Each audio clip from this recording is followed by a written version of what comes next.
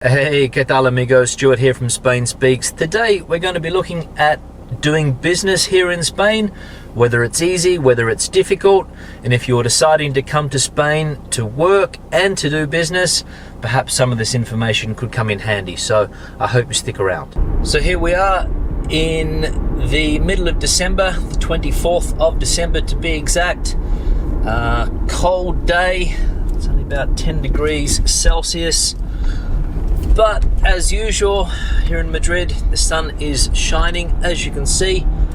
And as I said before, we're going to talk about what it's like to do business in Spain, whether it's easy, whether it's difficult, and whether you're going to have any problems if you decide to come here and start a business.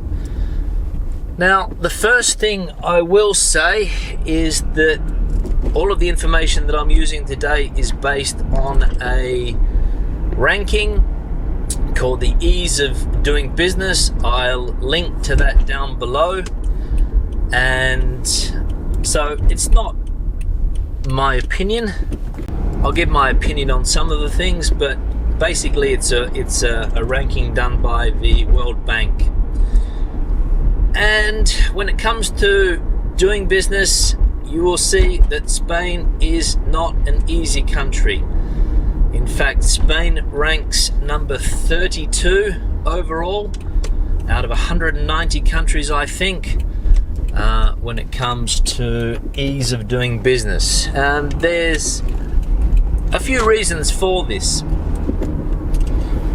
So if we look at the top countries where it's easiest to do business, no surprises that, forget for this bus here in the middle of nowhere, New Zealand is the number one country in the world for ease of doing business, followed by Singapore, Denmark, Hong Kong, South Korea,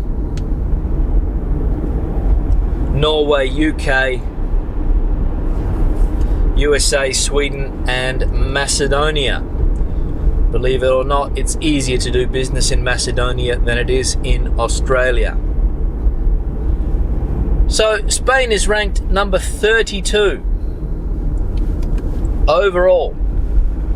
And if we go through the individual categories on which countries are ranked when it comes to doing business, you will see that to open a business, Spain is in position number 85.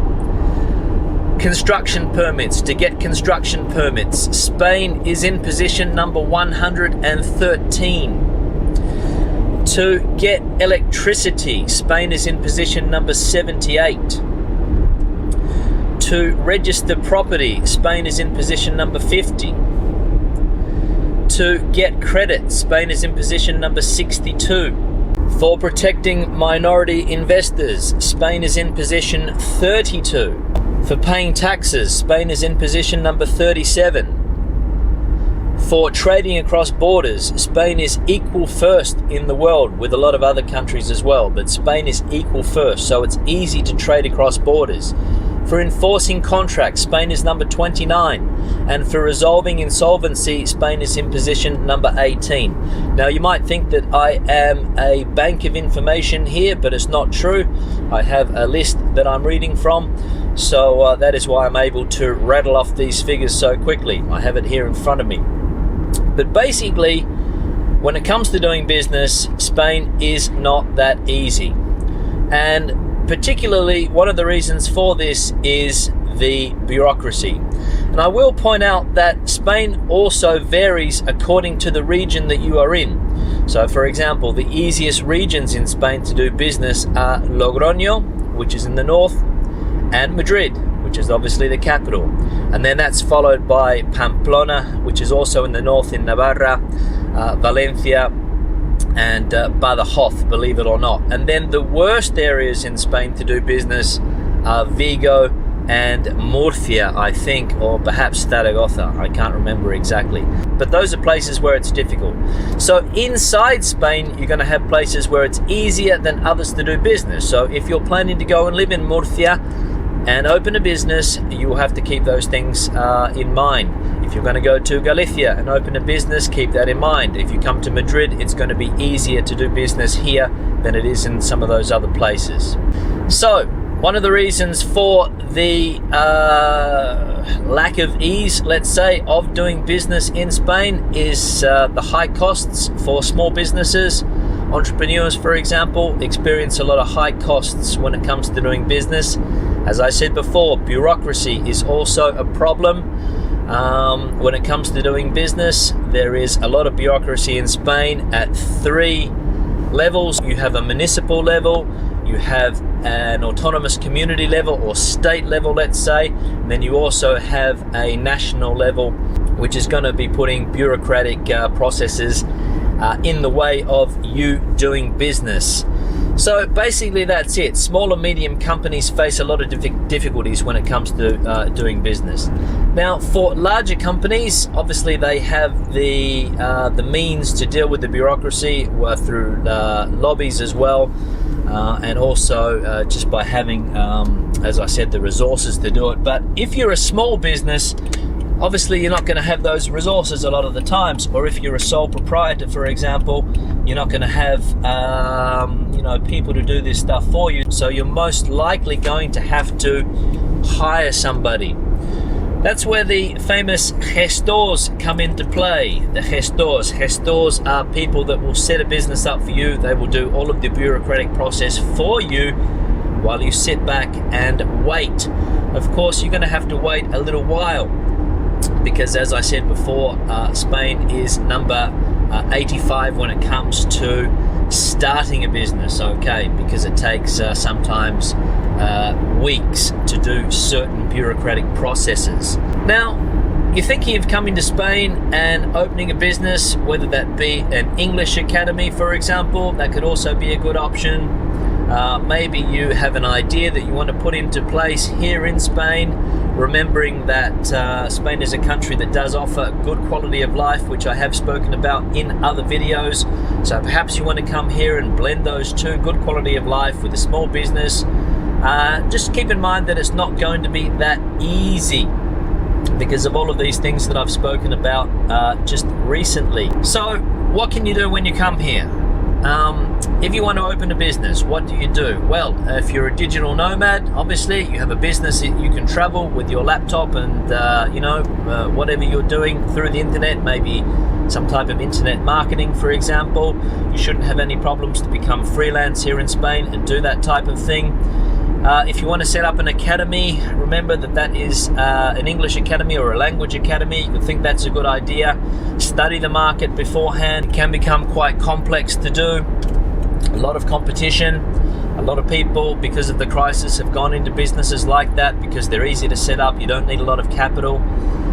So you're going to face a lot of competition. Franchises could be an option.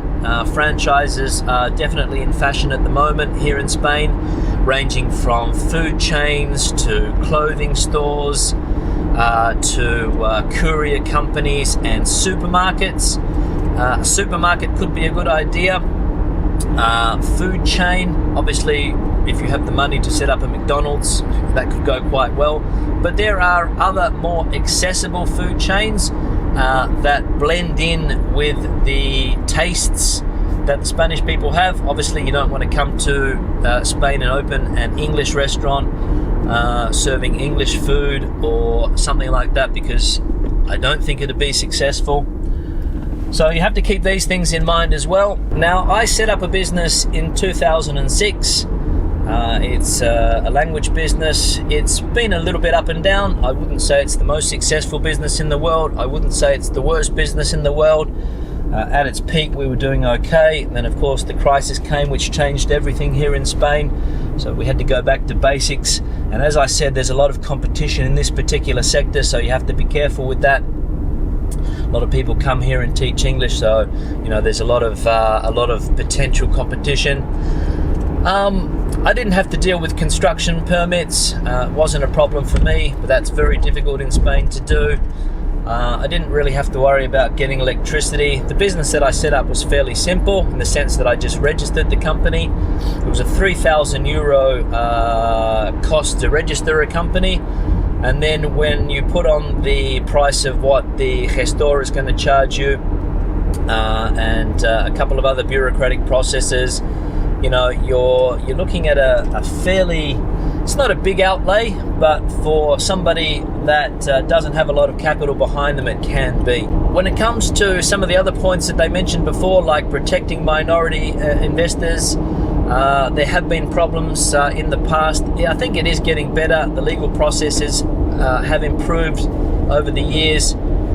But basically what it boils down to is that Spain is a country with a fluctuating economy. If the world economy goes well, Spain normally goes well. If the world economy goes bad, Spain's economy can go really bad, which was the case after 2007. So those are all things that you're going to have to keep in mind if you're looking to come here and start a business or do business. Would I recommend it?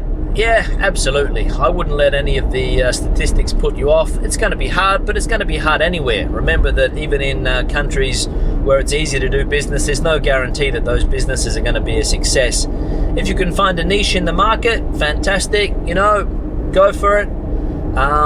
You can always, as I said, hire somebody to set the business up for you, so that shouldn't really be a problem.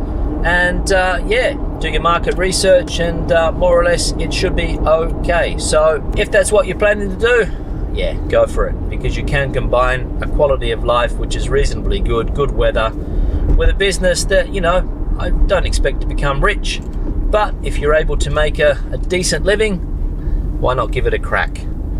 So that's all. Any questions or comments, please leave them in the section below as usual. I'll see you in the next video. Hasta luego.